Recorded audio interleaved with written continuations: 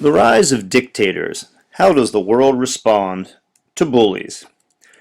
Then, as now, the world is a dangerous place. Today, the world is made dangerous by guys like him and him.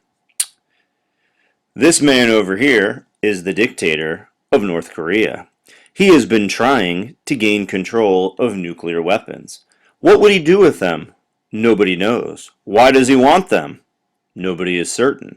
But what happens if a guy like him, who starves his people, who is unpredictable, gets hold of nuclear weapons? I don't know if I want to find out.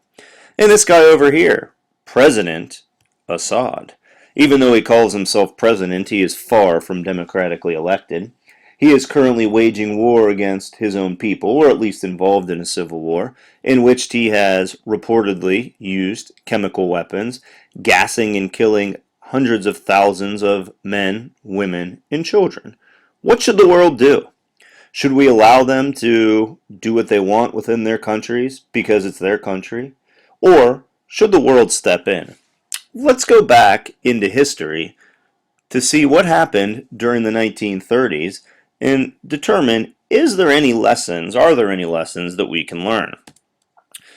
So the axis of evil back then was, of course, Germany, Italy, and Japan. Let's start first with Germany. We know that Germany was led by Adolf Hitler and his Nazi party. The Nazis came to power during a very turbulent time, and we'll talk about that shortly, but they had some core beliefs, and their first belief was anti-communism. Communism, they believed, was a threat that needed to be eradicated, that needed to be destroyed. Communism was this basic belief that capitalism was bad, that rich people had too much money, and poor people and workers not enough. The basic idea of communism was that there would be no private ownership of property, no private ownership of businesses, and as such, the government would give everybody the same amount. Everybody would work, everything would be happy. But that belief scared many people, many Americans, and the Nazis. But the Nazis chose to respond, of course, in a very violent and unproductive way. They were also, a core belief was that they were also anti-Semitic, anti-Jews. They had a deep-seated hatred of the Jewish people. It was their belief, Hitler's belief, or at least he propagated this idea, that Jews had caused Germany to lose the First World War. According to this theory, the Jews had stabbed Germany in the back, that the German armies were on the verge of defeating the Allied powers, and that the only reason the war ended was because the government, led by Jews, forced them into this unjust treaty which ended the war. And the last basic belief of the Nazis was nationalism. Extreme pride that they, the Nazis, could restore pride to Germany.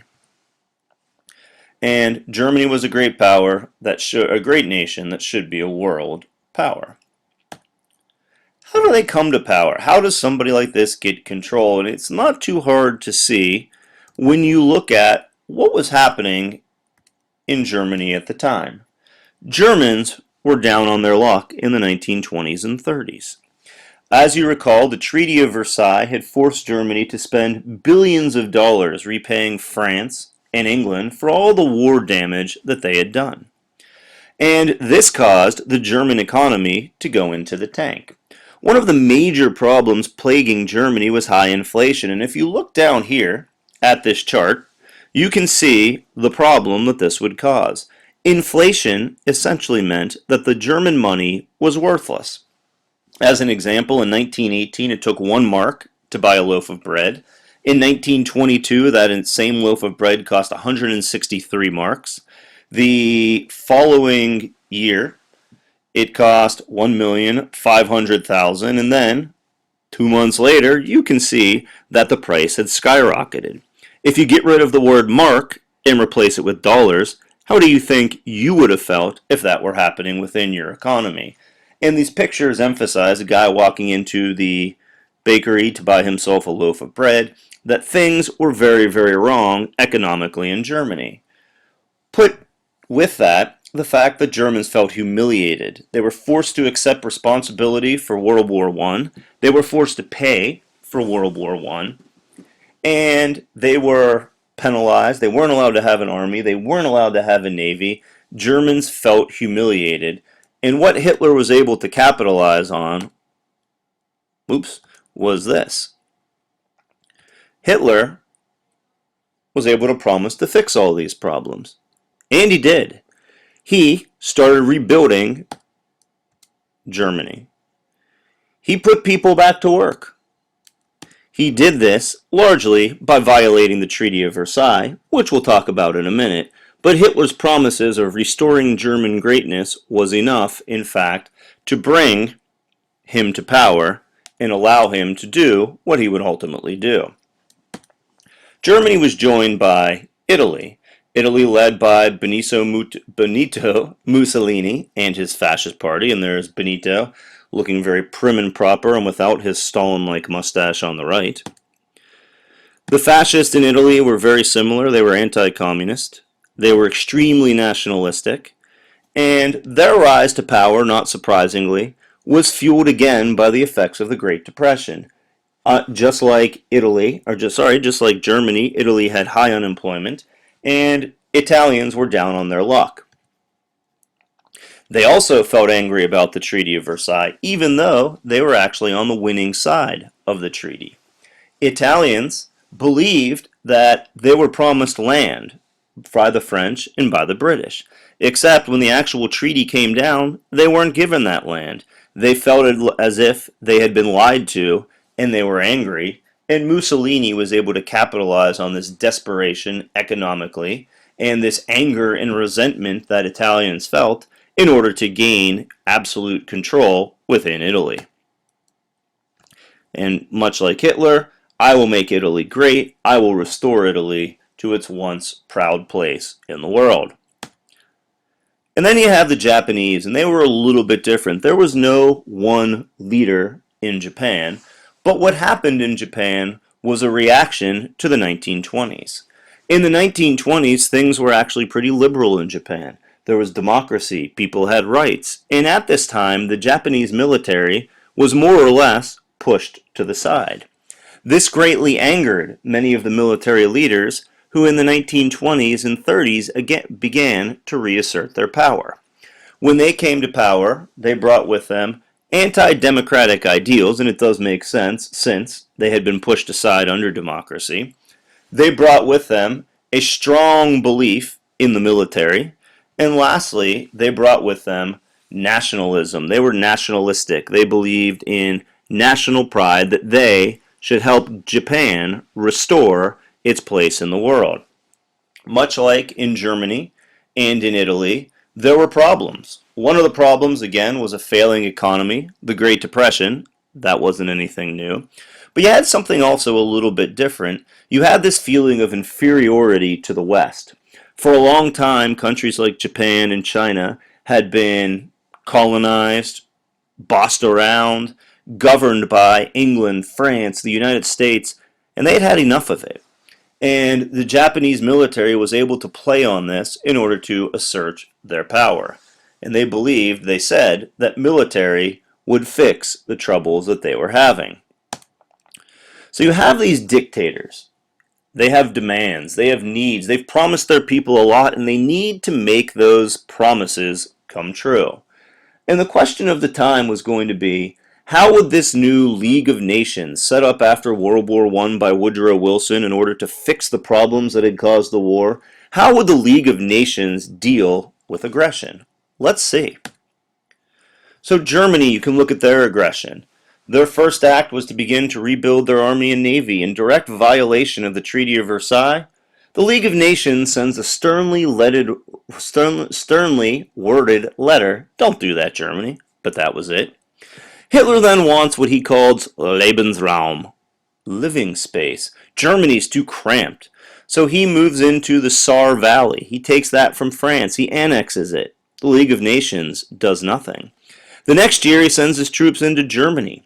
He says, these are German people. This is a German land. It is rightly and should rightly be part of Germany. Again, the League of Nations does nothing. And then in 1938, Hitler looks next door to Austria. He says, these people living in Austria, they are Germans. They need to be part of a greater Germany, and he annexes them. Many people in Austria were disappointed by this. They looked to the League of Nations, but again, the League of Nations, not wanting conflict, refuses to act. And then, in 1939, Hitler says he wants part of what is known as the Sudetenland, Czechoslovakia, part of Czechoslovakia, a country that was created following World War I. Hitler claims, correctly, that there were many Germans living in the Sudetenland, and that those Germans wanted to be part of Germany. Czechoslovakia sends a protest to the League of Nations. Help us. We don't want to be German. We don't want to be ruled by Hitler. This time, England and France are concerned. Hitler continues to expand. They meet with Hitler in Munich, and they signed a pact, an agreement with Hitler.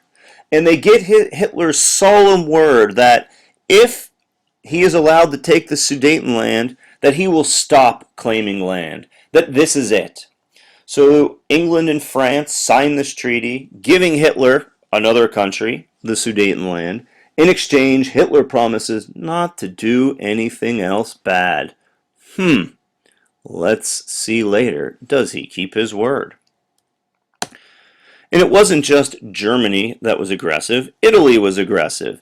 In 1935, Italy invaded the African nation of Ethiopia looking for resources and trade routes.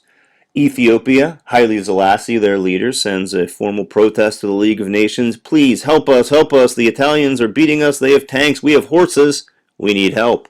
But the League of Nations, again, does nothing. And Japan was doing the same thing. In 1931, Japan invaded a portion of China called Manchuria. No response from the League of Nations.